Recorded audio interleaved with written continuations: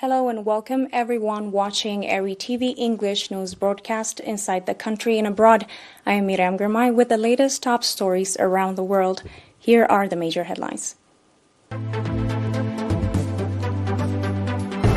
Meeting on implementation of development programs in Gonye subzone. Material support to war-disabled veterans in Tessane. Attack on Burkina Faso military post kills at least 33 soldiers. Russia and Turkey agree to boost trade.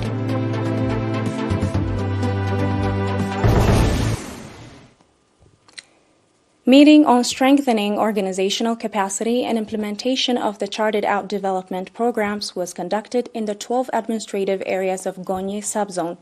At the meeting, Mr. Abdulwahab Suleiman, Secretary of the PFDJ in the subzone, commended the strong participation of the residents in the implementation of the charted-out development programs and called for a reinforced participation for better outcome. Indicating that commendable water and soil conservation activities have been so far conducted, Mr. Abdulwahab called on farmers to prepare their lands for cultivation before the coming of the rainy season. The residents, on their part, expressed readiness to strengthen organizational capacity and participation in the implementation of the development programs.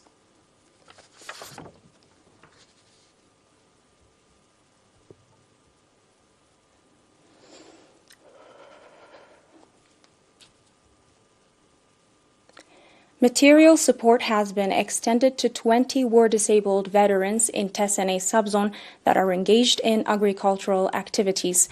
Mr. Mohammed Noor Ali, head of the National Association of the Eritrean War-Disabled Veterans branch in the subzone, said that the support included crop seeds with a view to eliminate crop seed-related issues in their agricultural activities. Mr. Teke Ngusa, chairman of the Agricultural Committee of the Association, on his part, called on the leaders of the subcommittees to strengthen participation in identifying the most disadvantaged members of the association so that they become beneficiaries of the support being extended. The National Association of Eritrean War-Disabled Veterans branch in Tessane subzone was established in 2012 and has over 50 members that are engaged in agricultural activities.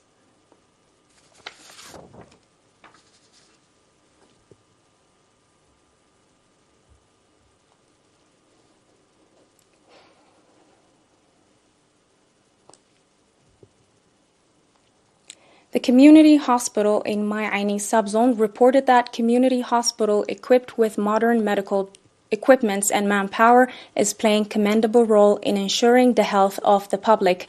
Nurse Farah Mariam Haile, medical director of the community hospital, said that the modern medical equipment put in place in the community hospital will have a significant contribution in improving health service provision to the public and saving time and money of the residents.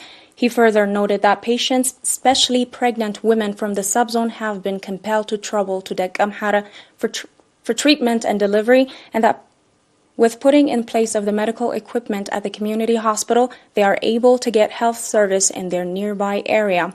Indicating that the community hospital is earnestly working to expand pre- and postnatal treatment, Nurse Farah Mariam said that strong effort will be exerted to increase the number of pregnant women delivering at the hospital, as well as vaccination program for children under 5 years of age.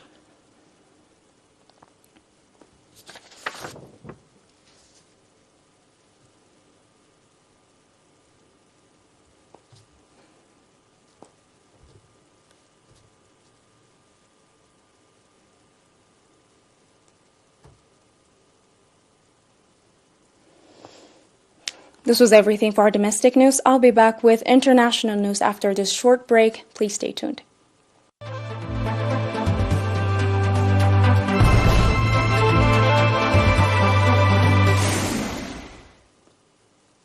An attack on a military base in eastern Burkina Faso has killed 33 soldiers and wounded 12 others in the latest outburst of violence in the West African country. The besieged soldiers killed at least 40 terrorists on Thursday before reinforcements arrived, the army said in a statement. The attack targeted the military detachment in Ouagaru in the East region. Burkina Faso's armed forces have battled rebels since 2015. The ongoing violence has sparked anger within the military, fueling 2 coups last year that led to the ascent of the current leader, Captain Ibrahim Traoré, in September. He has promised to reconquer lost grounds, but attacks on the security forces and civilians have worsened since the start of the year, inflicting hundreds of deaths. Traoré has said he is committed to a plan by the preceding military administration to hold elections for a civilian government by 2024.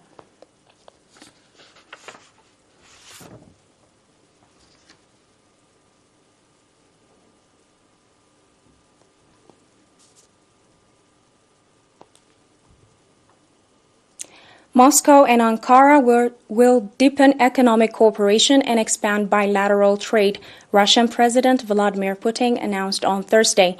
The 4,800-megawatt project to build 4 reactors in the Mediterranean town of Akuyu will allow Turkey to join the small clubs of nations with civil nuclear energy.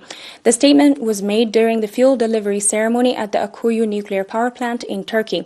The Russian leader and his Turkish counterpart Erdogan participated remotely by video link. Putin said, in addition to cooperation in the field of peaceful nuclear energy, we have just discussed other urgent issues in the development of the entire range of Russian-Turkish relations, and in this regard, a number of fundamentally important joint agreements have been reached. The 2 heads of state also agreed to encourage mutual investments and help Russian and Turkish businesses enter each other's markets. According to Putin, the trade turnover between the 2 countries in 2022 exceeded $62 billion. Data shows that last summer Turkey has become one of the top 5 exporters to Russia.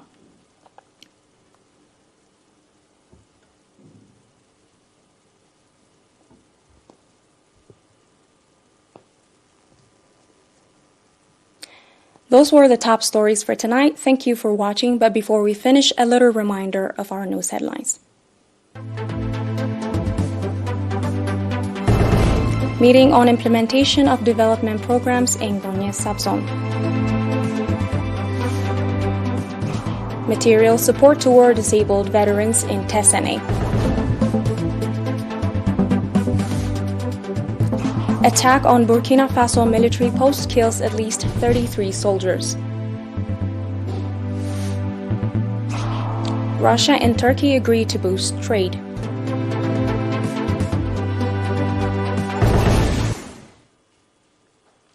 Once again, thank you for being with us and good night.